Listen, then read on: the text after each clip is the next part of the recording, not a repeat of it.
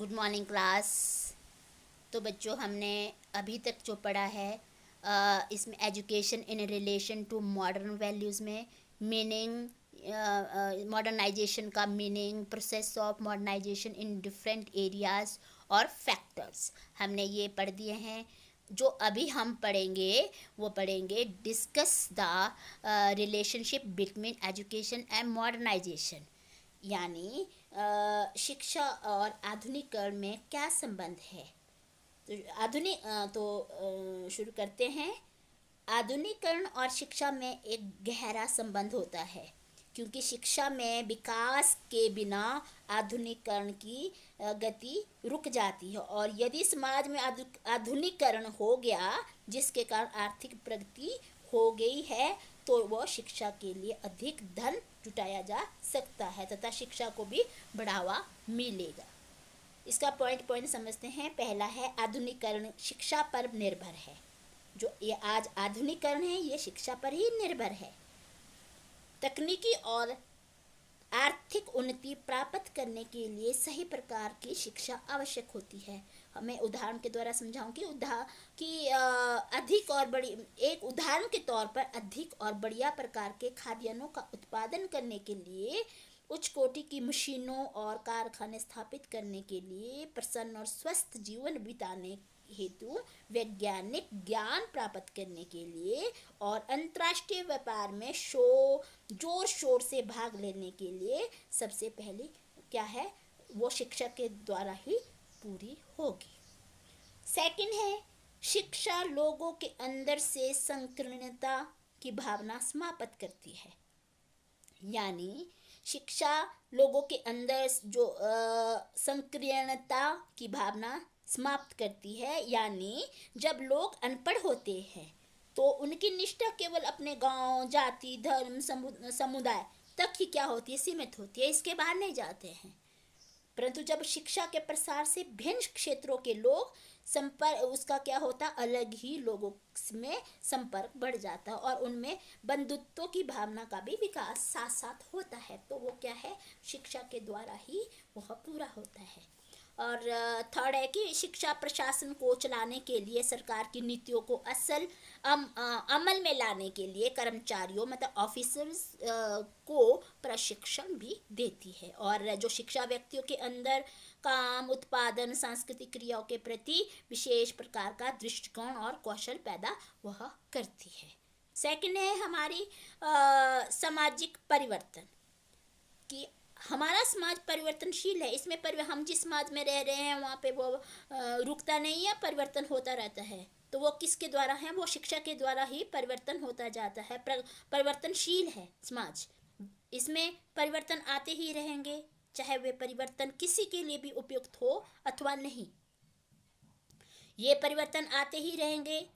और चाहे ये परिवर्तन दिखाई दे और चाहे नहीं दिखाई दे, जो अचानक ये अचानक आते हैं। और यह विरोध केवल अज्ञानता के कारण है। जब जब किसी महापुरुष ने समाज में परिवर्तन लाने का यत्न किया, उसे यातनाएं पहुंचाई गई।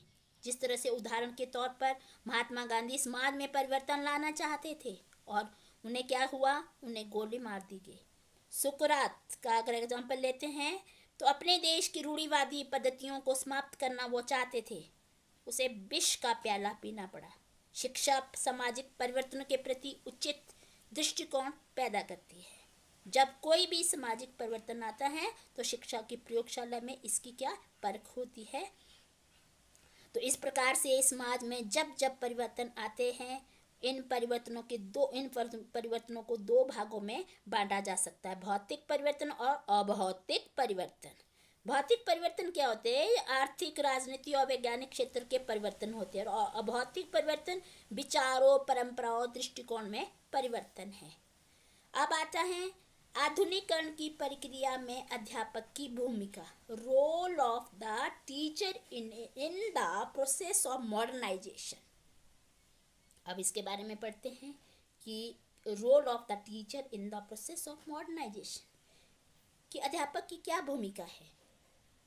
कि शैक्षिक ताने बाने में अध्यापक की भूमिका वास्तव में सबसे महत्वपूर्ण होती है।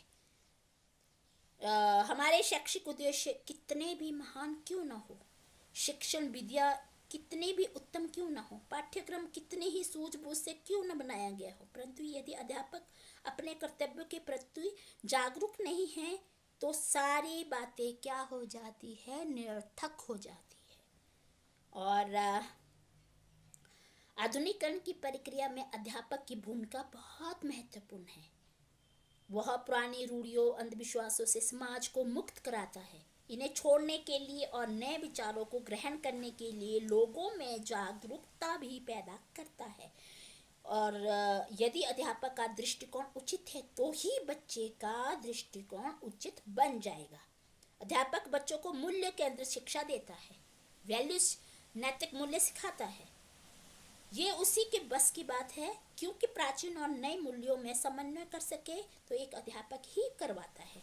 जब जब आधुनिकीकरण की प्रक्रिया होती है, प्राचीन संस्कृति के आधार पर नई संस्कृति को धारण किया जा सकता है।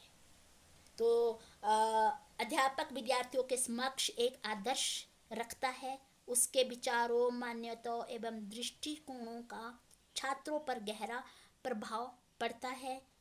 यदि अध्यापक के अंदर ये चिंतन एवं वैज्ञानिक दृष्टिकोण है तो वह इस दृष्टिकोण को विद्यार्थियों के अंदर लाता है और विद्यार्थियों को नवीनतम जानकारी प्रदान करता है। तो ये जो अभी तक हमने पढ़ा है वो पढ़ा है role of the teacher in the process. अब जो पढ़ेंगे हम पढ़ेंगे इसका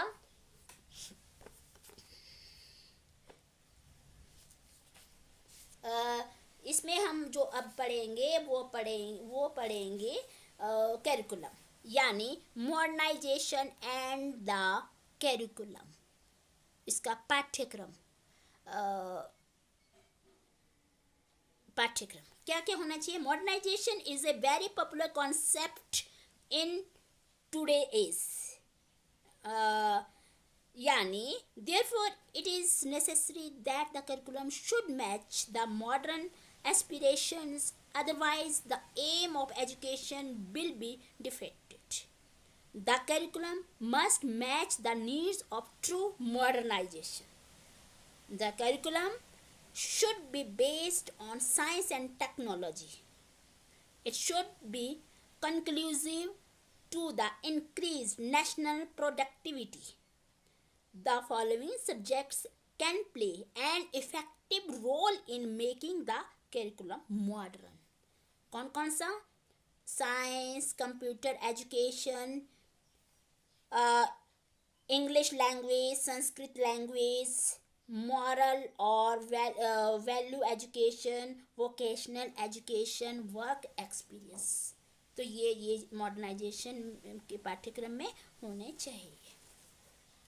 अब आता है कि modernisation and co curricular activities. इसमें क्या होता है कि for the all round development of the children the curriculum for modernisation should also provide for co curricular activities for the all round development of the child personality. कौन कौन सा? First, morning assembly, second, school notice board, campus drama, extension, lectures, competitions, exhibitions और women empowerment programmes. तो ये चीज़ें होनी चाहिए। अब आता है कि modernisation and the teaching methods क्या क्या है। The study of science and technology is very necessary for modernisation. इस कौन कौन से होने चाहिए? The following teaching methods are recommended for use in this modern age. One, heuristic method, second है इंडक्टिव डिडक्टिव मेथड और थर्ड है demonstration method. In order to make these methods effective, the advantage of TV, radio, computer, video, etc. should be taken. In addition, the demonstration and analysis method can also help. तो बच्चों, ये तो अभी हमने आधुनिकीकरण के बारे में समझा। कई बार ऐसा क्वेश्चन अगर आ जाता है आपको, तब उसके लिए आपके ये क्वेश्चन काम आएगा। और उसके बाद हम जो उसके आगे अब स्टार्ट करेंगे, जो पूछा गया है इक्विटी, इक्वलिटी, इंडिविजुअल अपॉर्चुनिटी, तो नेक्स्ट डे हम पढ़ेंगे इसके बारे में। Okay, thank you.